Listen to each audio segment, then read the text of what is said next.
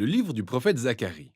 Le récit de ce livre se déroule après que les exilés de Babylone soient revenus à Jérusalem. Et on apprend, par le livre d'Esdras, que Zacharie et Agé ont ensemble incité et motivé le peuple à rebâtir le temple, puis à s'attendre à la manifestation des promesses de Dieu. Pour rappel, le prophète Jérémie avait prédit plusieurs décennies auparavant que l'exil d'Israël durerait 70 ans et qu'ensuite la présence de Dieu viendrait habiter dans un nouveau temple et que ce dernier établirait son royaume ainsi que le règne du Messie sur toutes les nations.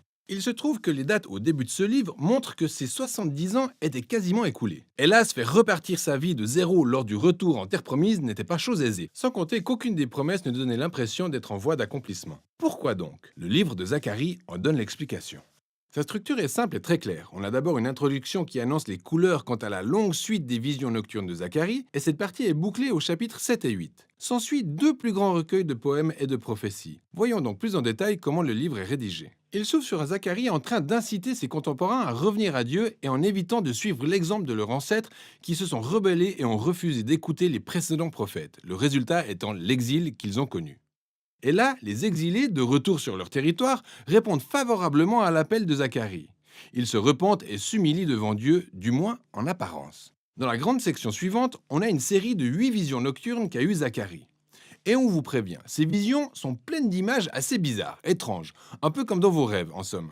Le principe selon lequel Dieu communique avec son peuple au travers de rêves symboliques est vieux comme le monde. Ça remonte au livre de Genèse, notamment avec les rêves de Jacob, de Joseph et de Pharaon. Ils aidaient à expliquer les événements du moment et contribuaient aussi à entrevoir les choses à venir. Et maintenant, c'était au tour de Zacharie de faire ses propres rêves. Ils ont été structurés selon une très belle conception symétrique. Les premières et dernières visions concernent 4 cavaliers. Ils forment une sorte de patrouille, occupée à parcourir le monde selon l'instruction divine. C'est en fait une illustration de l'attitude de veille constante que Dieu a sur les nations. Au terme de leur patrouille, ils font un rapport disant que le monde est en paix. Et du temps de Zacharie, cette expression faisait référence au fait que Dieu a suscité la Perse pour conquérir Babylone et ramener la paix. Ce qui soulève une autre question. Les 70 ans prévus pour l'exil d'Israël étant quasiment écoulés, le temps serait-il venu pour la manifestation du royaume messianique à Jérusalem? Ce à quoi Dieu répond en soulignant sa détermination à tenir ses promesses. Mais pour ce qui est de la question du délai, il la laisse en suspens.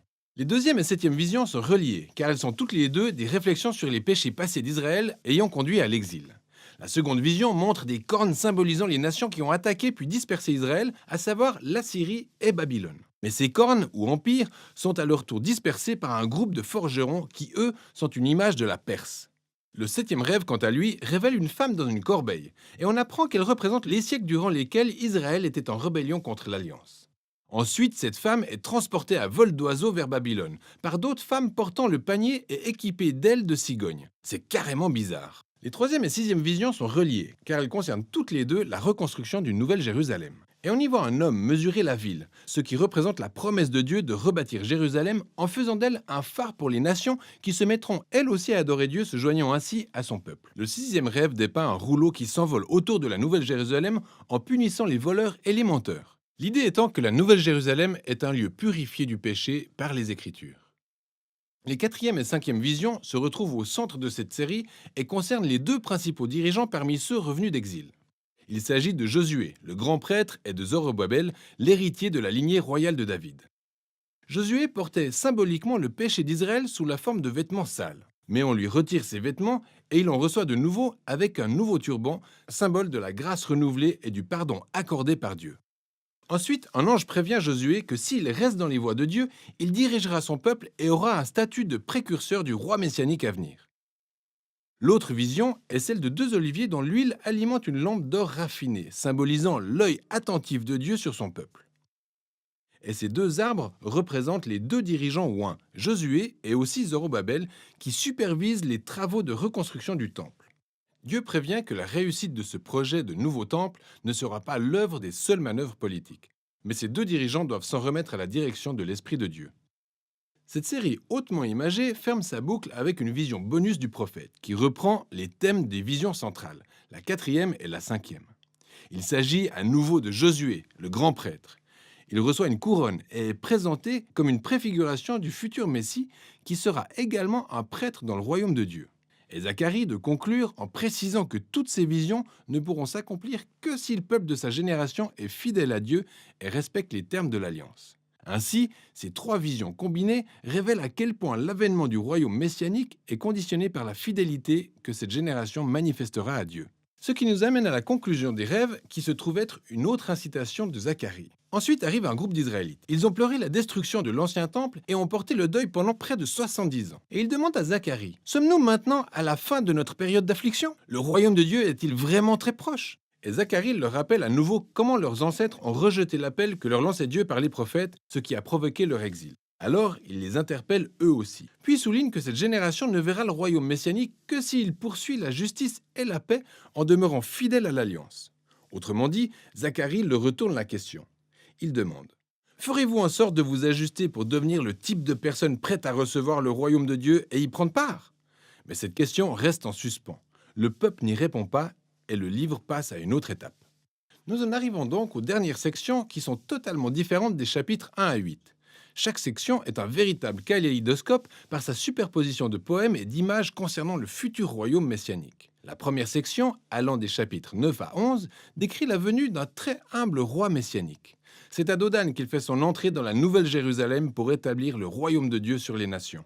Mais soudain, ce roi est symbolisé par un berger veillant sur le troupeau d'Israël. Après quoi, il est d'abord rejeté par son propre peuple et ensuite par ses dirigeants, qui sont aussi symbolisés par des bergers. Alors Dieu livre Israël à ses bergers corrompus, ce qui soulève la question suivante.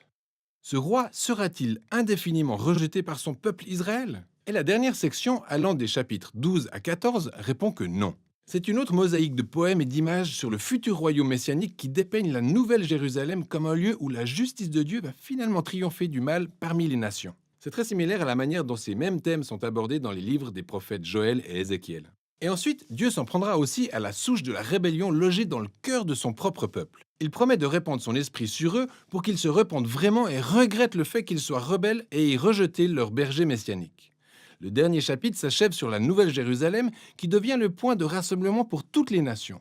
Puis cette ville prend la forme d'un nouveau jardin d'Éden avec un fleuve d'eau vive jaillissant du temple pour ruisseler vers toute la création à laquelle il apporte la guérison. Et c'est ainsi que s'achève le livre.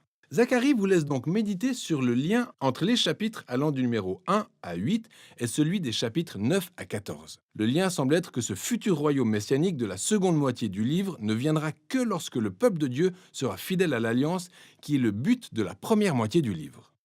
À dire vrai, lire le livre de Zacharie est semblable à des montagnes russes avec ses visions et poèmes pleins d'imageries surprenantes et dont le récit d'ensemble ne suit aucune structure linéaire. Mais c'est tout ça qui constitue le message. C'est comme dans l'histoire, et aussi nos vies qui ne se déroulent pas toujours selon des schémas clairs et bien structurés. Mais les prophètes nous donnent un aperçu de la main de Dieu à l'œuvre en coulisses, guidant l'histoire pour servir ses propres plans. En fin de compte, Zacharie nous invite à prendre du recul vis-à-vis des situations de chaos et à espérer l'avènement du royaume de Dieu, de quoi nous inciter à davantage de fidélité dans notre quotidien. Voilà ce dont il est question dans le livre de Zacharie.